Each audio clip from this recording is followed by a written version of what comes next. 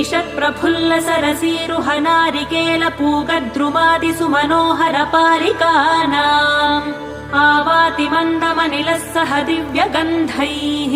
शेषाद्रिशेखर विभो तव सुप्रभातम् उन्मील्य नेत्रयुगमुत्तम पञ्जरस्थाः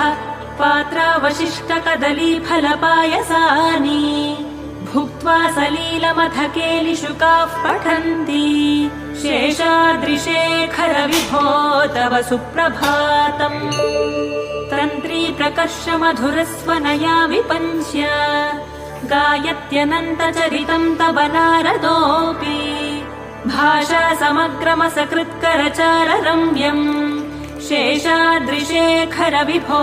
तव सुप्रभातम् भृङ्गावली च मकरन्दरसानुविद्ध झङ्कारगीतनिनदैः सह सेव